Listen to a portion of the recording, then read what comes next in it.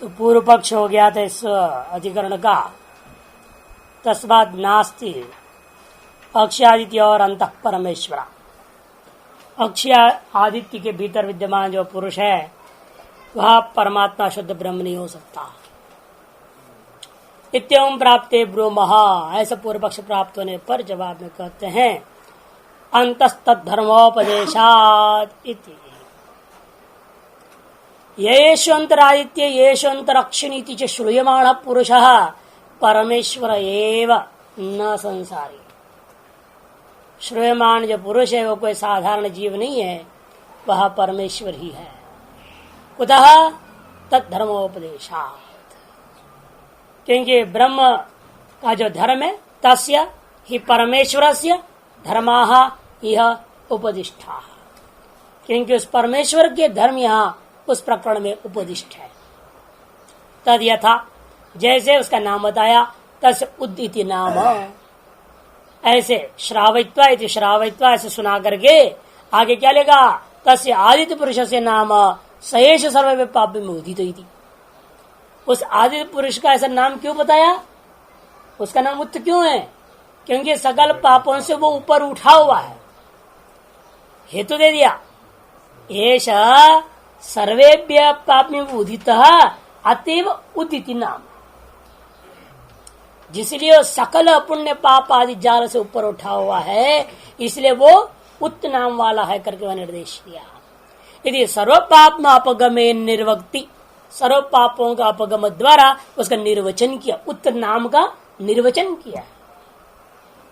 इसलिए यथा नाम तथा गुण का निर्वचन करके ज्ञापित कर दिया, यहाँ पर संसारी नहीं हो सकता, क्योंकि जो भी संसारी होगा वह सर्व पापों से उठा हुआ नहीं होगा। ब्रह्मा पर्यंत सभी के सभी कुछ न कुछ लेश अविद्या और तत्संस्कार जन पाप आदि से युक्त है, तभी वो शरीर वाले। तदेव च कृत निर्वचनम नामाक्षी पुरुषस्यापि, और जो जिस निर्वचन करके नाम बताया गया है उसी समष्टि में बताया, नाम को ही अंत में कहा लिया, वेष्टि में भी ले लिया।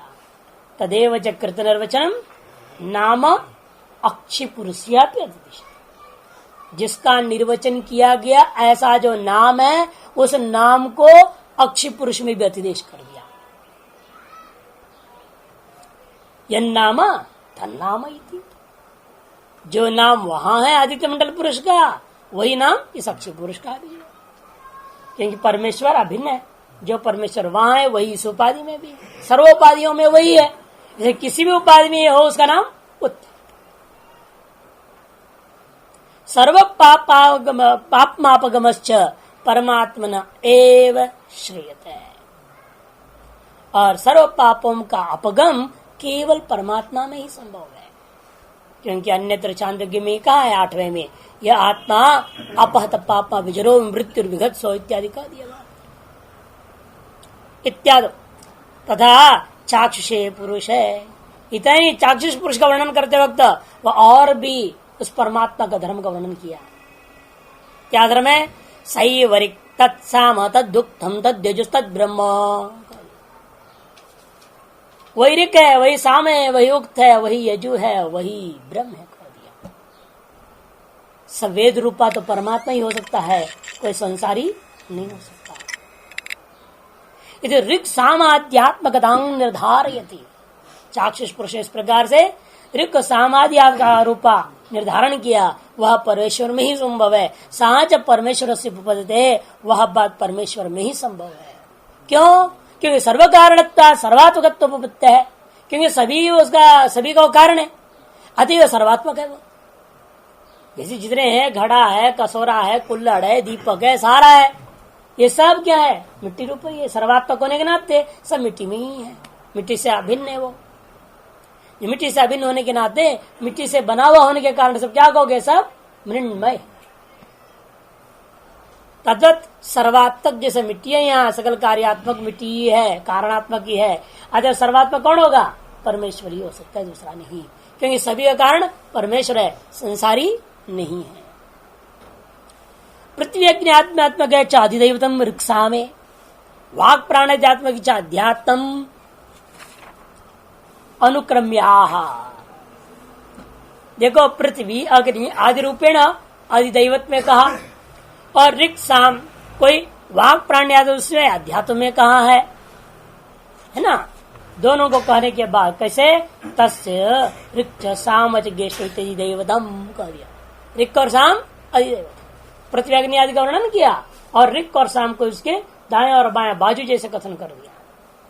और अध्यात्म में भी क्या कहता है, ये अमुष्य गेष्टौ तौ गेष्टौ, जो उस आदिमंडल पुरुष के गेष्ट है वही इस अक्षय पुरुष का भी गेष्ट है, ऐसे कह दिया। पर वे अंगों की संधियां हैं, गेष्ट कहते संधि को, बाहु संधि, अंगों की संधि गेष्टौ।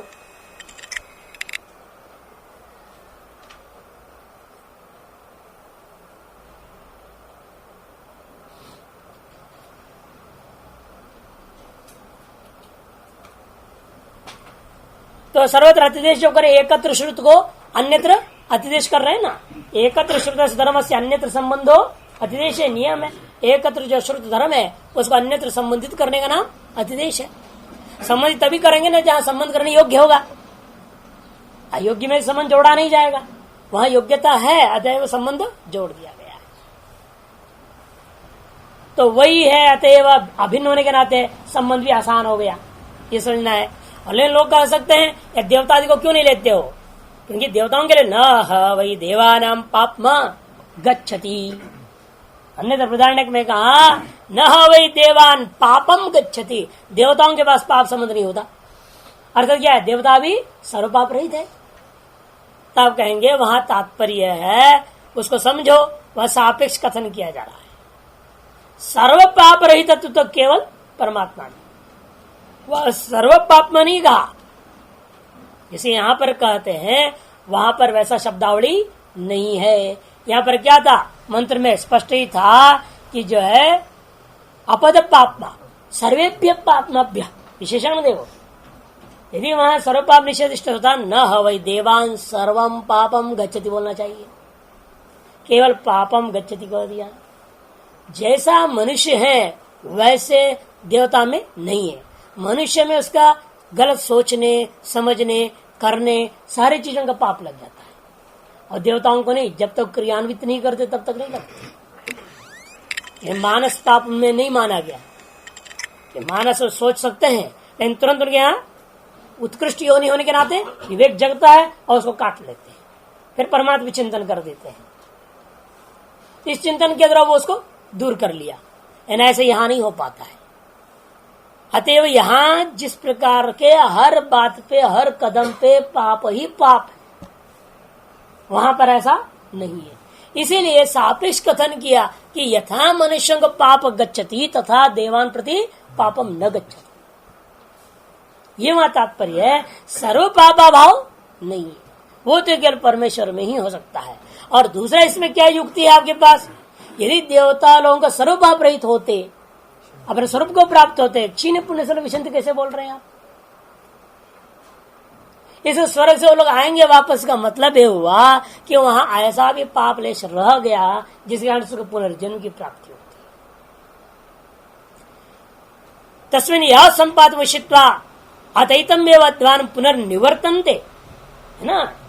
कहा स्वर्लोक जा करके यावत संपादन, जैसा कर्म उपासना आदि उतने वर्षों तक वो रहेगा, और अतएव मध्वान वापस इसी मार्ग से लौट के यहाँ पहुंच जाते हैं, ऐसे छांदोग्य में भी कहा है।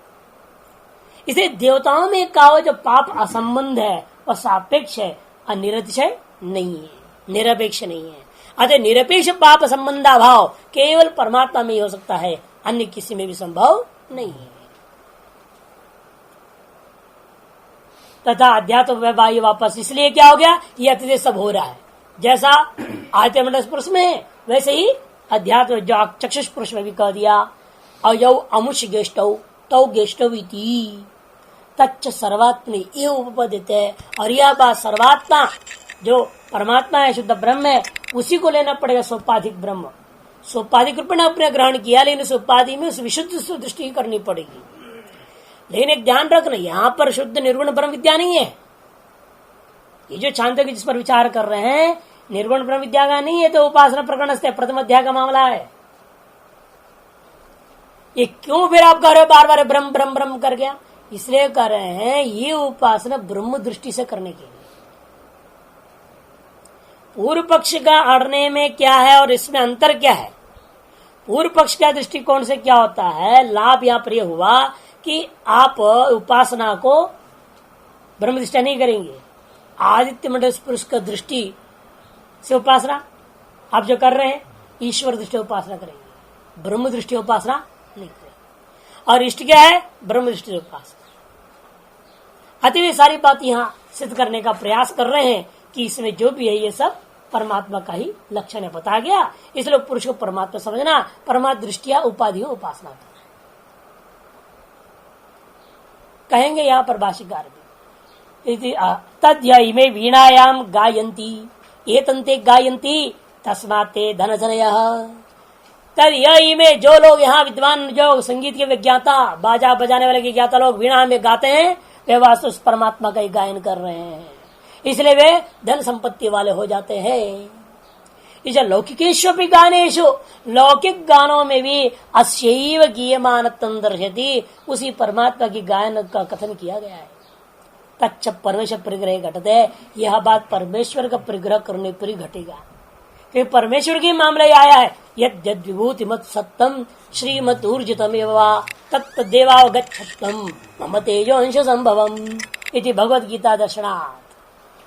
इस भगवद गीता में ऐसा सिद्धांत दिया गया है। इसे जहां कहीं भी विशेष आप देखते हो वह उस परमात्मा का ही स्वरूप है। लोक कामेशितृत्वमपि निरंकुशम श्रेयमाणम परमेश्वरम गमयति। लोगों की कामना और लोगों के प्रति ईशितृत्व वो निरंकुश ही है।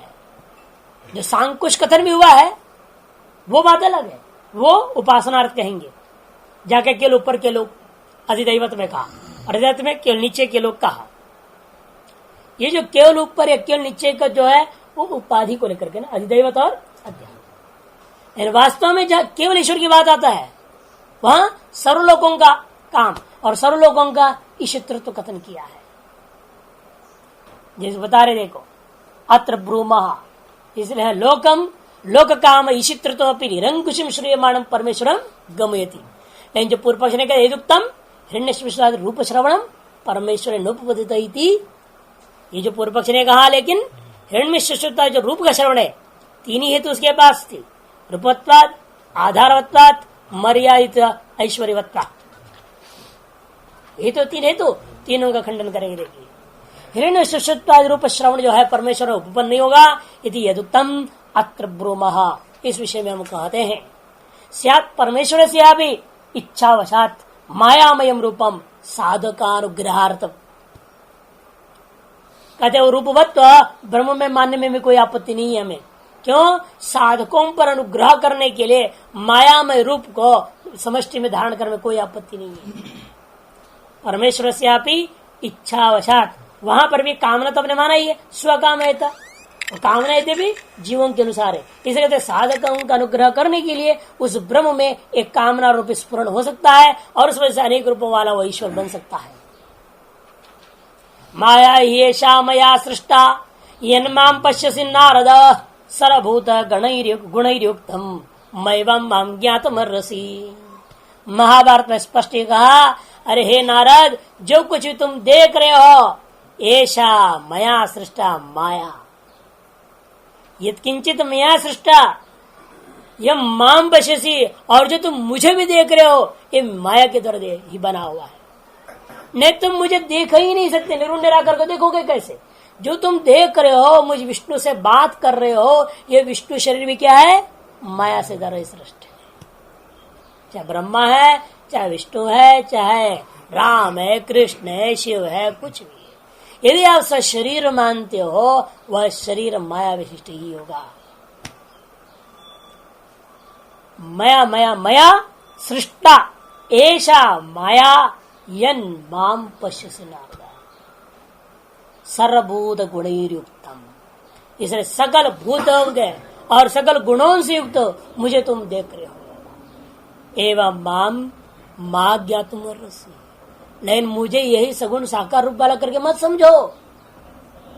मैं सगुण साकार रूप वाला नहीं हूं असलियत में।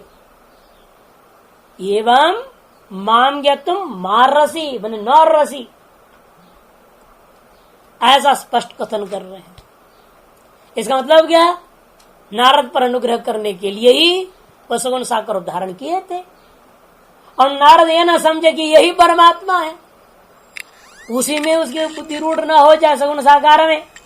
इसलिए भगवान स्वयं उपदेश तो संकेत कर दिया, ये सब मेरी माया से तुम्हारे ऊपर कृपा करने के लिए सृष्ट शरीर है, ये वास्तविक नहीं है मेरा स्वरूप, साफ बोल दी।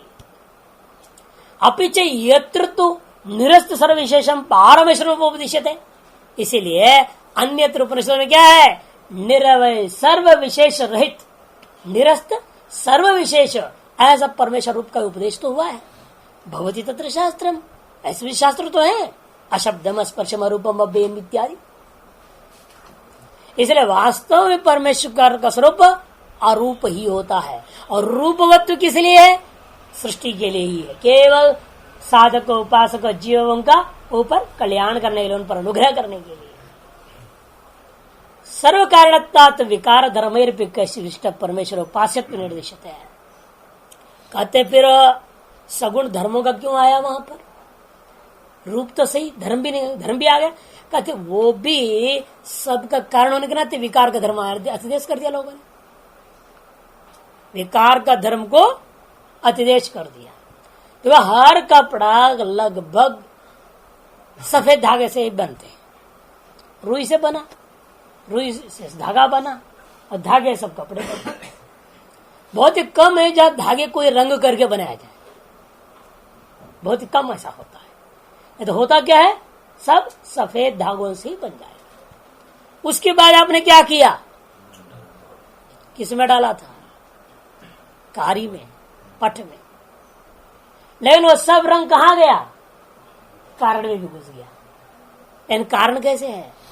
वास्तव में कारण श्वेत था, न नीला है, न पीला है, न काला है, न हरा है, न कोई रंग नहीं था, अरूप था। उसमें रूप आ गया। क्यों? कार्यवशात आया कारण में, कारणवशात कारण में नहीं। इसलिए जो परमात्मा कारण है, और उसमें जो रूपों का वर्णन हो रहा है वो कहां से? वो माया का जन्य कार्य से। इसलिए कहते हैं सर्व कारणत्व, उस सभी का कारण होने के नाते विकार धर्मैरपि, जो कार्य का धर्म है उनके द्वारा भी कितने कैश्चित धर्म, कैश्चित विकार धर्मैरपि विशिष्ट परमेश्वर, विशिष्ट परमेश्वर का कथन हुआ है। वो भी क्यों कथन हुआ उस प्रकार से?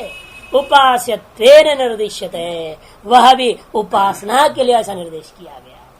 जैसे सर्व कर्मा सर्व काम सर्वगंध सर्वरस, कर्म है, काम है, गंध है, रस है, सब क्या है? कार्यगत धर्म है। इन धर्मों को परमात्मा में अतिदेश कर लिया गया है। तथा जिस प्रकार ऐसा है उसी प्रकार से हिरण्यश्वश्रुत्वादि निर्देशोपि भविष्यति, हिरण्यश्वश्रुत्वादि जो निर्देश है वह निर्देश उपासना के लिए ही है। और उसने कहा आधार श्रवणात्, यद्यपि आधार श्रवणात् न परमेश्वर थी अत्र उच्यते, जो आधार का श्रवण करने के कारण से यह परमेश्वर नहीं, ये संसारी है, ऐसे पूर्व पक्ष ने कहा था। उसे जवाब देते हैं स्व महिम प्रतिष्ठस्यापि आधार विशेष उपदेशा उपासनार्थ भविष्यति। ये भी आ गया ना, स्व महिम में ही प्रतिष्ठित है वो, इसमें कोई संशय नहीं। फिर भी आधार विशेष का जो उपदेश है वो उपासना के लिए है। कि सर्वगतत्व ब्रह्मणो व्योमवत सर्वांतरत्वोपत्ति है, कि सर्वगत होने के नाते वह ब्रह्म आकाश के समान सर्वांतर है। अच्छा, जब सर्वांतर है आपकी मर्जी है, जिस उपद में चाहे उस उपद में उपासना करो। गधे में देख लो भगवान को, घोड़े में देख लो भगवान को, क्या फर्क पड़ता है? सब जगह है वो, जिसमें इच्छा उसमें देखो। इसे तो सनातन धर्म से लेकर मैं तो कोई कमी नहीं छोड़ा है। मछली में भगवान मत्स्यावतार नहीं है, सिंह में भी ले लिया, नरसिंह बन गया, कछुआ है, घोड़ा है ये नहीं? हयग्रीव घोड़े का अवतार है, सुअर भी है, वरा अवतार। तो जिसको आप निकृष्ट से निकृष्ट योनि मानेंगे उसमें भी परमात्मा जरूर है। और उत्कृष्ट से उत्कृष्ट योनि मानो मनुष्य उसमें भी है, सर्वत्र है। सर्वोपाधियों में होने के नाते किसी भी उपाधि उपासना कर सकते थे जब तब यह श्रुतियों ने क्या कर दिया, एक विशेष उपाधियों की उपासना करने के लिए आधार दिखा दिया ताकि आपको आसानी से ग्रहण हो जाए। आदित्य में आसानी है क्योंकि आदित्य के प्रति सभी को श्रद्धा है, क्योंकि वो जगता है, वो सब जगते हैं। वो लेट जाता है, सब सोने की तैयारी करते हैं। वही हमें आहार देता है, वर्षा कराता है, अन्न को पचाता भी वही, नहीं तो पके कहां से खेती। ये साल भर वर्षा ही होते रहे, सारे खेती सड़ जाएंगे। नहीं, बीच जो हो बारिश बंद और फिर खूब धूप होता है, उसको सुखाता है, बढ़िया पकाता है, तब हमें अन्न मिलता है। वो अन्नदाता है। हर दृष्टिकोण से सूर्य को कोई धर्म इनकार नहीं करता। जितने भी आज के भी धर्म है, 50 संप्रदाय हो जाए, जितने भी धर्म कहे जाते हैं, इन कोई भी सूर्य और चंद्रमा को इनकार नहीं कर सकते, क्योंकि उसके बिना जीवन ही नहीं। इस धरती पर जीवन यदि है, जीव जीवित है, तो वो सूर्य और चंद्र की कृपा से ही है। अति उत्कृष्ट उपाय तो सभी जो स्वीकृत है और सनातनियों के दर तो अनेक प्रकार से पूज्य माना गया। अतएव जो है वह सर्वोत्कृष्ट उपाधि उपासना करने के लिए उपदेश दिया श्रुति ने। और वेष्टि में भी सर्वोत्कृष्ट उपाधि कौन से है आपकी? चक्षु है। उठते हैं टांग खोल के देखते हो, सारी दुनिया को समझते हो मेरा है, अपना है, यहाँ है, ये नहीं है, वो है, ये है। इसलिए बड़ा अंधा परेशान होता है, उठता है तो उसको पता नहीं बाथरूम कहाँ है, पूछना पड़ता है, कोई पकड़ के ले जाता है, धीरे धीरे आदत हो जाती है उसको। एक मकान में तो चल भी जाता है या नहीं। अरे कोई नया सामान आपने लाके वहां खड़ा कर दिया पीछे, तो उसको पता क्या। तो मुसीबत तो है ये, आंख ही हम लोगों का सबसे मुख्य चीज है इस शरीर के अंदर। सकल बाह्य व्यवहार दृष्टिया कर रहा हूं, आंख से ही हमारा सब संस्कार मुख्य रूप में बनते, फोटो प्रिंट हो जाता है। सुनी हुई बात का फोटो आप खींचते रह जाते हो, मन से प्रिंट करना चाहते हो लेकिन प्रिंट नहीं हो पाता है। जैसे कई लोग जो है सुनते हैं ना, ये विद्वान है, वहां ऐसा है वैसा है, सुनी हुई आधार पर जितना भी फोटो बना लेते हैं, यहाँ आके जब देखते हैं तो कहते हैं अच्छा यही है कि वो सुनी हुई के आधार पर फोटो खींचा हुआ है ना दिमाग में। अब वो जो फोटो खरे उतरता नहीं कि वो अपनी कल्पना उसमें जुड़ जाती है। तो उसमें क्या होता है, अपनी कल्पना आप जोड़ लेते हो। ज्यादा नहीं जरूर मोटा तगड़ा होगा, लंबा चौड़ा होगा, बड़ा आश्रम होगा, 50 विद्यार्थी पढ़ रहे हैं, मैंने इतना इतने सम 50 तो कमरा ही होना चाहिए, और यहाँ तो 2 कमरे हैं। और वो अपनी कल्पना कर लेता है ना, उस चित्र के साथ जो दिया गया है, फीड किया गया शब्द से, उसके साथ साथ तो अपनी कल्पनाओं को भी जोड़ करके चित्र बनाता है। अब वो यथार्थ उतरता नहीं जब यहां आता है। इसलिए दृश्य जो देखा गया है चक्षु के द्वारा और श्रुति के आधार पर जो कल्पित दृश्य में बहुत आकाश पाताल का फर्क है। इसीलिए कहा गया चक्षु को यहां उपाधि बनाया। समष्टि में उपाधि आदित्य को लिया, विष्टि में चक्षु। क्या हमारे ज्ञान का मुख्य कारण यही है।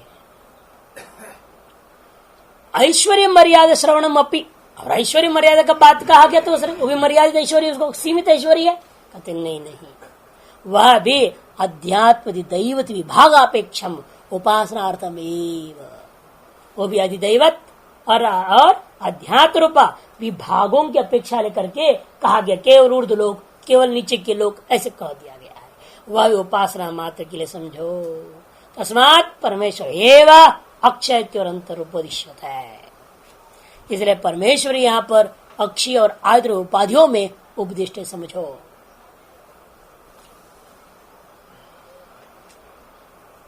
अच्छा,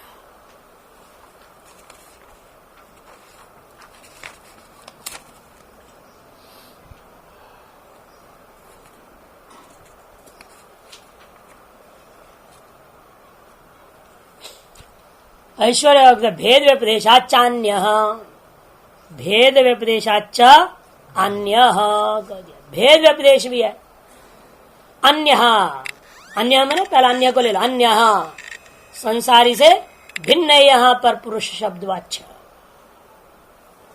अक्षय और आदित्य के अंतर जो श्रेयमान अंतर्यामी पुरुष है वह आदित्य शरीराभिमानी जीवों से भिन्न है, ये भी समझो। ये आदित्य का उपाधि का अभिमानी जीव वो एक अलग है, वहां उसके साथ परमात्मा दूसरा है। जैसे आपके शरीर के अंदर इस हृदय रूपी गुफा के अंदर क्या है, एक आप है और साथ एक और चिड़िया है, द्वास पूर्णा सुविजा सखाया, दूसरी चिड़िया है ना। हर एक उपाधि में ध्यान रखना है आपको कि एक चिड़िया है जो उस उपाधि का अभिमान करने वाला और दूसरी चिड़िया है जो अंतर्यामी है। इसी प्रकार से उस आदित्य रूपा मंडल में भी इस चक्षु रूपा गोलक का भी इसका अभिमानी एक जीव अलग है और जीव से भिन्न वह परमात्मा है, वह अंतर्यामी है। अन्य हमने वह तत्त उपाधियों का अभिमानी जो जीव है, सूर्य भगवान जो कहते हो उससे भिन्न है, तो सूर्य देवता अलग है और उससे भिन्न ये जो परमात्मा परमेश्वर अंतर्यामी ये अलग है। उसका नाम सूर्य है और इसका नाम उत्त है। उसका और इसका स्वरूप में बहुत अंतर है। इसे कहते हैं अन्य, क्यों?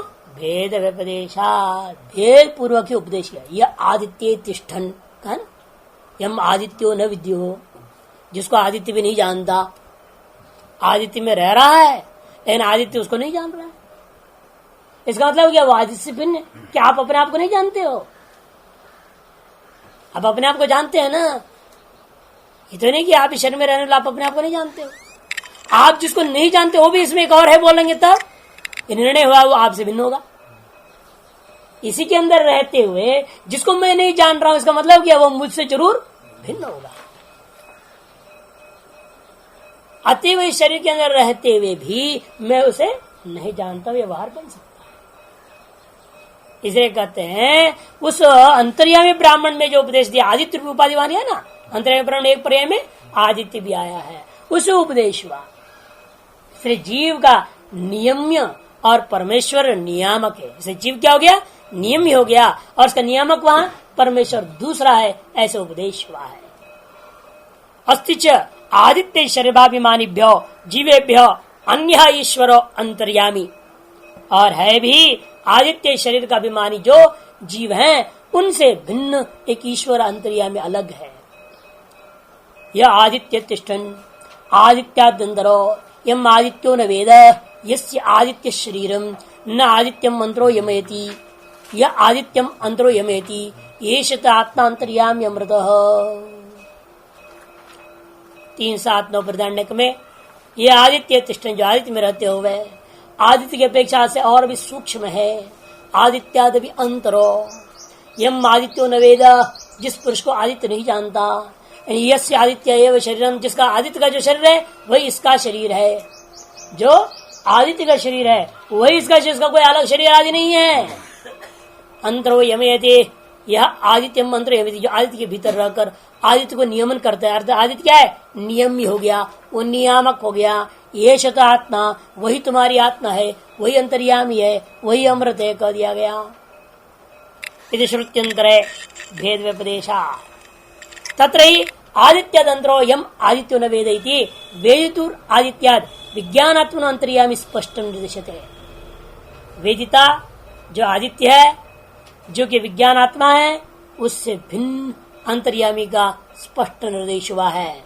सएव यहाँ पे अंतर आदित्य पुरुष भवितुमर्हति, वही यहाँ पर आदित्य के भीतर पुरुष शब्द से कथन करने योग्य है, समझो।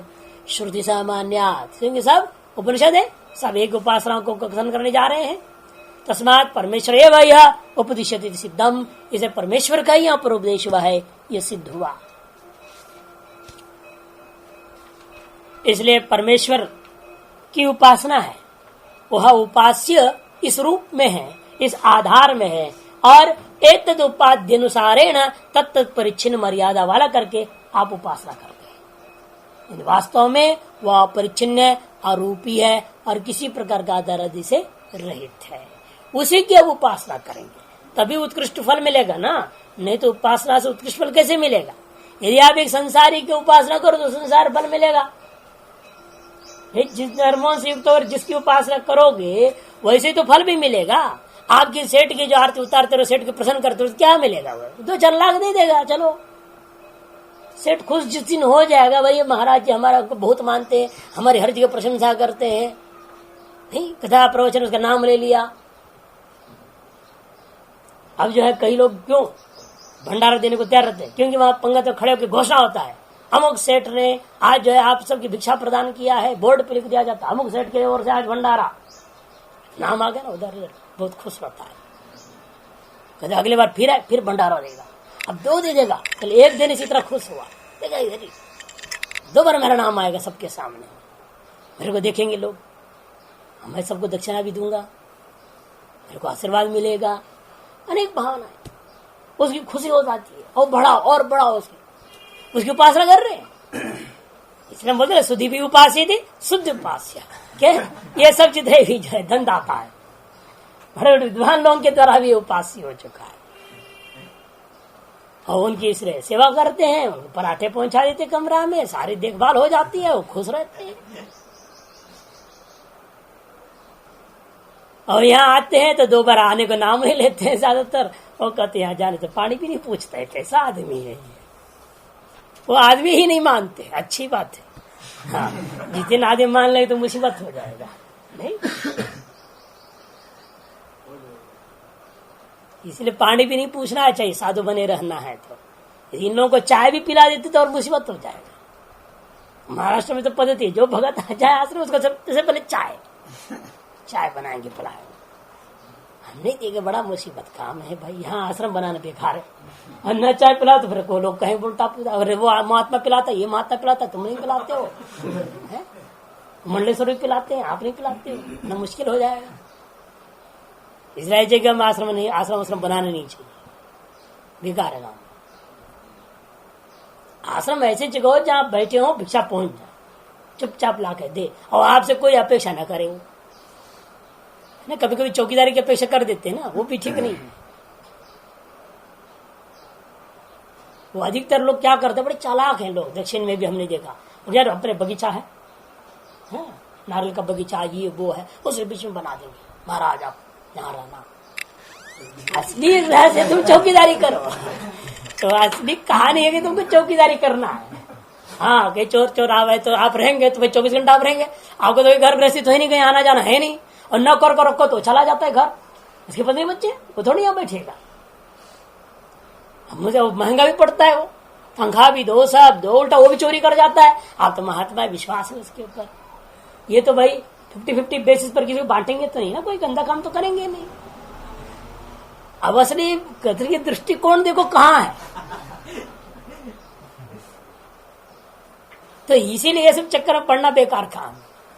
और फिर भी चोरी हो गया, फिर उल्टा आप पर बोलेगा ओए महात्मा जी भी गलत है। देखो ये भी जो है चोरों से मिलकर के चोर ने चोरी करने दिया, हमें सूचना ही नहीं दिया। आपको फोन क्यों दिया, आपको मोबाइल क्यों दे रखे हैं? मोबाइल इसलिए दे रखा है, फोन वहां इसलिए लगा, ये नहीं कि आपको भक्तों से बातचीत हो, कोई आपको कोई समस्या हो जाए, कुछ जरूरत हो तो बुला लो। आपकी समस्या को सुनेगा ही नहीं। आप फोन भी कर देंगे ना, बीमार थोड़ा था, हाँ आएंगे शाम तक आ जाएंगे, शाम तक आएंगे, तब तो मर भी जाओ तो कोई फर्क नहीं पड़ेगा, कोई और मातों को पकड़ के लाएगा।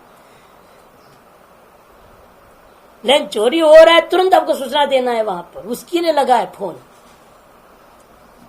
ऐसे हमने देख कई उनकी दुर्दशा इस तरह का हमने देखा, चारों तरफ घुमा है ना, देखा तमाशा, मैंने दया है नहीं क्या है।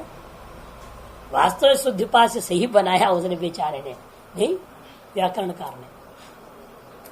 अच्छे लोग इसे फंसे पड़े। तो यदि श्रुत्यंतर भेद व्यपदेश इसलिए कहते हैं कि देखो अब इसी प्रकार से एक और जगह जाते, आकाश शब्द को लेकर के विचार। यशवंतर आदित्य हिरण्य पुरुष दृश्यते में जैसा आपने निर्णय ले लिया, वह पुरुष शब्द वाच्य ब्रह्म ही है, पुरुष शब्द वाच्य साधारण जीवात्मा संसारी नहीं है। उसी प्रकार से कहते देखो आकाशाधिकरण आरंभ होता है। आकाशाधिकरण क्योंकि आपने कहा यह आत्मा पत पापमा, इतने श्रुतियों के आधार पर पाप रहितत्वादि अव्यभिचारी लिंग था वहां पर। ब्रह्म के स्पष्ट लिंग है, लेकिन अव्यभिचारी लिंग था। अतएव रूपवत्वादी जो दुर्बल लिंग है, रूपवत्वादी जो दुर्बल लिंग है, उनके द्वारा अव्यभिचारी प्रबल लिंग आपने दे दिया। अरूपमा इत्यादि मंत्रों को देख करके और प्रधान ने क्या अंतर्यामी को उठाया, सब ला करके उसको खंडन कर दिया। मंडल पुरुष जो है संसारी नहीं हो सकता, वो ब्रह्म है। वहां और यहां अधिकरणों में इतना अंतर, पूर्वाधिकरण में अस्पष्ट दोनों ही लिंग स्पष्ट थे, लेकिन एक दुर्बल लिंग है और एक प्रबल लिंग है। दुर्बल रूपवत्व, आधारवत्व, मर्यादावाद, ऐश्वर्यवत्व, ये तीन हेतुओं को प्रबल हेतुओं के द्वारा भेद व्यपदेशात इत्यादि हेतुओं से धर्मोपदेशात भेद व्यपदेशाच से खंडन कर दिया। लेकिन अब ऐसा स्थल को लेंगे जहां पर आपके पास अव्यभिचारी मजबूत लिंग नहीं है, दोनों के लिए अपने को लिंग मिलेगा कि आकाश भी सर्वगत है, ब्रह्म भी सर्वगत है, आकाश भी रूपादि रहित है, ये भी रूपादि रहित है, और वह भूताकाश भी प्रसिद्ध है और श्रुति में भी प्रसिद्ध है आकाश और भूताकाश है ना। लोक और वेद दोनों जगह प्रसिद्ध है आकाश शब्द जो है भूताकाश में, लेकिन केवल वेद में उसमें क्वचित स्थल मात्र में आकाश शब्द ब्रह्म के लिए प्रयोग हुआ। लोक में तो कहीं प्रयोग नहीं होता आकाश शब्द ब्रह्म के लिए, ईश्वर के लिए। आज दुर्बल हो गए ना अभी। आकाश शब्द वाच्य परमात्मा ऐसा बोलने के लिए आपके पास लिंग मजबूत नहीं है, बल्कि आकाश शब्द वाच्य, आकाश शब्द वाच्य भूतात्मा है, ऐसा कथन करने के लिए आपके पास बहुत मजबूत लिंग मिलेंगे। लेकिन फिर भी वह मजबूत जो प्रत्यक्ष लोक और वेद प्रसिद्धि को तोड़ करके जिस प्रकरण में अब यहां पर विचार कर रहे हो, उस प्रकरणस्थ आकाश शब्द ब्रह्मवाच्य ही है, ये वाक्य ब्रह्म का वाचक ही है, कैसे निर्णय करेंगे? उसके लिए अगला अधिकरण आकाश अधिकरण आरंभ होता है। आकाश इति होवाच इत्यत्रकं ब्रह्मवात्रखं शब्दस्य तत्र रूढत्वात् वायवादः सर्जनादपि साकाश जगदुत्पत्ति हेतुत्वात् श्रौतरूढितः एवकारादिना चात्र ब्रह्मैवाकाश शब्दितम्। आकाश इति होवाच, विदग्ध शाकली ने पूछा, भाई उसके भी अंदर कौन वो भी कहा रहता है? कस्म प्रतिष्ठित पूछा, अस्य लोक से का गति रीति, प्रश्न पूछा उसने, इस लोक का भी क्या गति है? तो जवाब में कहा आकाश इति होवाच, याज्ञवल्क्य ने जवाब दिया। तब उस जवाब में जो है आकाश शब्द वाच्य क्या है? खम ब्रह्म वात्र खम, खम ब्रह्म वा, खम मने भूताकाश, ब्रह्म वा, पहला खम शब्द भूताकाश के लिए ब्रह्म वा, पूर्व पक्षी के दात्र खम, यहां पर भूताकाश ही लेना चाहिए। क्यों? शब्द से तत्र रूढ़त्वात्, कि आकाश शब्द भूताकाश में ही रूढ़ है। वात की है वो संशय बताया, आकाशी जो होता वो वाच्य विषय वाक्य किया इति तक। अत्र खम ब्रह्म वा, ये संशय हुआ। अत्र खम फिर अत्र माने एतद विषय में खम ही लेना चाहिए। क्यों? शब्द से तत्र रूढ़त्वात्, शब्द भूताकाश में रूढ़ होने से। इतना ही नहीं, वायुवादी सर्व सृष्टि का भी कारण है वो, सर्व सृष्टि कर्तृत्व उसके अंदर आ गया। अतएव जो उसको ही मुख्य रूप में मानना चाहिए, भूताकाश लेना चाहिए। सिद्धांति कहते हैं आकाश सहित जगत की उत्पत्ति आत्मा है, तस्माद आकाश संबुद्ध, आकाशात वायु और वायु और अग्नि कह दिया। इसे वायुवादी का दृष्टि से बोले आकाश कारण है, आकाश का भी कारण आत्मा है। सर्व सृष्टि का कारण कौन होगा? इसलिए आकाश नहीं। वायुवादी सर्व का भले आकाश है, लेकिन आकाश सहित सर्व का आत्मा ही है। इसे कहते हैं साकाश जगत, मैंने आकाश सहित जगत की उत्पत्ति हेतुत्वात्, और श्रौत रूढ़ितः, और वेद में ऐसे सर्व अंतर्यामी आदि प्रकरणों में जहां जहां आकाश शब्द आया वहां वहां आकाश शब्द ब्रह्म में ही रूढ़ है, श्रौत रूढ़ी है ये। एवकारादि, और आगे एवकार भी प्रयोग किया मंत्र में। एवकार आदि अनेक हेतुओं के द्वारा भी यहाँ ब्रह्म ही आकाश शब्द से ग्रहण करना चाहिए, भूत आकाश को नहीं। इस प्रकार से अधिकरण सार हुआ। अतएव यहां पर पूर्व अधिकरण अपेक्षा से यहां उल्टा चलेगा। नियम यही होता है, पूर्व अधिकरण में जो सिद्धांत में कहा गया उसको पूर्व पक्ष पकड़ करके अगले अधिकरण में क्या कर देता है, पूर्व पक्ष में ले जाता है। इसलिए पूर्व अधिकरण का सिद्धांत का जो मत है उसी पॉइंट को लेकर उत्तर अधिकरण में क्या करेगा, पूर्व पक्ष स्थापना करेगा। जैसे यहां पर आपने कहा भाई स्पष्ट लिंग है, जो दुर्बल लिंगों के द्वारा प्रबल लिंग का इस्तेमाल करते हुए खंडन कर दिया।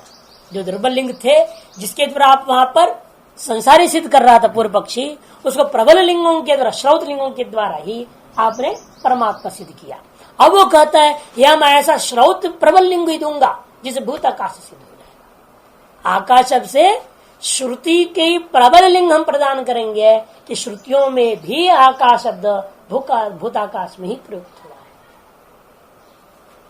अब उसके जवाब आपको कैसे देंगे वो दिखाएगा। देखिए भाष्यकार, सबसे पहला है तो या आकाश तल्लिंगा, आकाश से ब्रह्म ही लेना चाहिए। क्यों तल्लिंगा कि सर्वाणी हवा इमानी भूतानी इत्यादि करके वहां पर जो प्रकार, इस प्रकार सभी भूतों के उत्पत्ति स्थिति और लय का स्थान कथन हुआ है। उत्पत्ति स्थिति लय का स्थान आकाश में भी घट जाएगा यद्यपि, कि वायुवादी सकल की उत्पत्ति स्थिति और लय का स्थान आकाश ही तो है, लेकिन आकाश की भी उत्पत्ति स्थिति लय का स्थान कहां है, वो तो ब्रह्म में ही जाए। इसीलिए यहां पर क्या हो जाता है, तैतृपनिषद जो आकाश को भी कहा जाए, आकाश का भी उत्पत्ति स्थिति लय ठीक है, यद्यपि अन्य सकल भूतों का उत्पत्ति स्थिति लय आकाश है, लेकिन आकाश की भी उत्पत्ति स्थिति लय का कारण ब्रह्म करके अन्य श्रुतियों ने बताया है। अतः यहां पर इस प्रकरण में आकाश शब्द वाच्य ब्रह्म ही लेना चाहिए, भूताकाश नहीं। तल्लिंगा इदम आमनंती, यह मंत्र उपनिषद में पठित है बृहदारण्यक में। अस्य लोकस्य का गतिरिति, विदग्ध शाकली ने पूछा हे जयवली, क्योंकि वो तीन अलग अलग है ना, तीन लोग बैठे थे उपासना का तय करने के लिए, स्वरूप तय करने को। एक तो दाल भी था, दूसरा शाकली था, तीसरा जयवली। ये दो ब्राह्मण थे और जयवली राजा क्षत्रिय था। इसे जयवली यद्यपि वास्तविक ज्ञान था उसको मुक्त का, लेकिन वो नहीं बोलता है कुछ, क्योंकि क्षत्रिय वो कहते आप ब्राह्मण लोग हैं, मैं नीचे बैठता हूं, आप ऊपर बैठ के चर्चा आरंभ कीजिए। और सबसे पहले दाल भी ने बोला, दाल भी ने किनारे शब्द से आरंभ किया। आरंभ करते उससे करते करते वह पहुंच गया स्वर्ग तक, और का स्वर्ग ही इस संसार का सारी चीजों का प्रतिष्ठा है। तब शाकल ने कहा कि नहीं नहीं, स्वर्ग नहीं हो सकता। अरे हम ना होते और हम लोग यहाँ यज्ञ हवन पूजा पाठ नहीं करेंगे, वो देवता तो भूखे मर जाएंगे। वहां रहते हैं प्रसन्नता वर्ग हमारे वजह से, इसलिए यह लोक उस लोक का भी प्रतिष्ठा है। तब जयवली कहता नहीं, आपका भी सोचना गलत है, यह लोक भी केवल प्रतिष्ठा नहीं हो सकता है, क्योंकि तो विनाशी है। आप भी विनाशी हैं, आप देख रहे मर जाते हो, तो कैसे आप सोचते हो किसी को जो है परम श्रेष्ठ प्रतिष्ठा करके।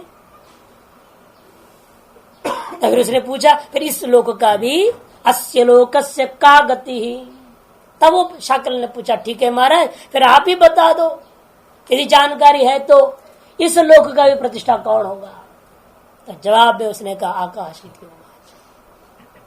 और आगे क्या बोला, साथ साथ सर्वाणि हवा इमानि भूतानि आकाशदेव समुत्पद्यन्त आकाशं प्रत्यस्तं यन्ति आकाशो एव येभ्यो जायान आकाश परायणम कर दिया। ये उपासना प्रकरण इसका ही है 1:9:1 छांदोग्य का प्रकरण पूरा उन्हीं तीनों के बीच में चल रहा है। तत्र संशय किम आकाश परम ब्रह्म विधीयता उत भूताकाशमिति। यह आकाश से साक्षात परब्रह्म परमात्मा को लिया जाए अथवा भूताकाश को। कुत संशय, ऐसे संशय के दिमाग में क्यों आ गया। संशय इसलिए दोनों के लिए बराबर लिंग प्राप्त। यहाँ वो चक्कर नहीं है एक दुर्लभ एक प्रबल, ऐसा नहीं है। वो कहता उभयत्र प्रयोग दर्शनात् आ गया ना, समान लिंग है। ब्रह्म के लिए भी शब्द का प्रयोग हुआ है, भूताकाश के लिए भी प्रयोग किया है। भूत विशेष विशेषे तावत सुप्रसिद्ध लोक वेद्य आकाश शब्द। भूत विशेष में लोक और वेद सर्वत्र आकाश शब्द का अत्यंत प्रसिद्धि है। ब्रह्मण्यपि, लेकिन अत्यंत प्रसिद्धि भले नहीं है, ब्रह्म में भी क्वचित प्रयुज्यमान दृश्यते, कहीं कहीं पर उसके ब्रह्म में भी प्रयोग होता। क्यों? इसलिए दिमाग में कम ब्रह्म खम ब्रह्म याद है। पूर्व पक्षी को पता है कहीं पर समनाधिकरण प्रयोग हो गया, खम ब्रह्म बोल चुके हैं। अजो खम को ब्रह्म के साथ सामनाधिकरण अभेद अन्वय करता हुआ व्यवहार हुआ है। अजो जानता है खम शब्द आकाश शब्द ब्रह्म के लिए भी कहीं कहीं पर प्रयोग हुआ।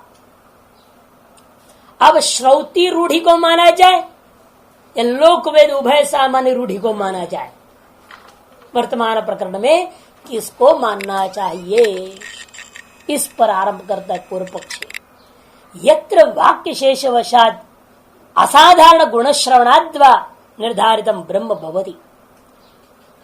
एक तरफ देख लो 33% में आप देखेंगे जैसे वाक्य शेष के वजह से असाधारण गुणों का आश्रय श्रवण करने से भी आप निर्धारित कर देते हो ब्रह्म करके। जहां यदेका आकाशो आनंदो न भवति, यदेश यदा येष आकाश आनंदो न भवति, कह प्राण्यात को अन्यात, ऐसा है था ना वहां पर 33 में। और आकाश वही नाम रूपयोर निर्वहिता ते यदंतरा तद ब्रह्म। ऐसे छांदोग्योपनिषद देखो, इन जगहों में आकाश शब्द को स्पष्ट ही ब्रह्म के लिए प्रयोग हो रहा है। यहाँ संशय का सवाल नहीं है। यदि आकाश रूपी आनंद नहीं होता और भूताकाश कैसे लोगे? आकाश रूपी आनंद समनाधिकरण प्रयोग हो रहा है, भूताकाश के आनंद रूप है। इसलिए इन जगहों में तो स्पष्ट ही आकाश शब्द ब्रह्म के लिए प्रयोग हो रहा है, इसलिए संशय हुआ। 33 में देखो वहां पर छांदोग्य में भी नाम रूपयोर निर्वहिता ते यदंतरा तद ब्रह्मो कह दिया। इति चैव माधव वाक्य शेषवशात और असाधारण गुणों के श्रवण के कारण से निर्धारण कर लिया वहां पर आपने आकाश शब्द वाच्य ब्रह्म है, अर्थात ब्रह्म का वाचक आकाश है। लेकिन लोक और वेद में तो अन्यत्र भूताकाश भी प्रसिद्ध है। दोनों की प्रसिद्धि बराबर हो गई, आप समान लिंग जैसे दिख रहे हैं। अतः संशय, इसलिए ही तो संशय हुआ है। ठीक है, संशय तो हुआ, लेकिन अब क्या युक्ति युक्त सोचो, किम पुनरुदर युक्तम, फिर यह आकाशवाची क्या लेना युक्त है? सीधी सी बात है, भूताकाश ले लो, यह सब कुछ घट जाएगा। भूताकाशमिति, यहां तो भूताकाश को ग्रहण करना ही युक्त है।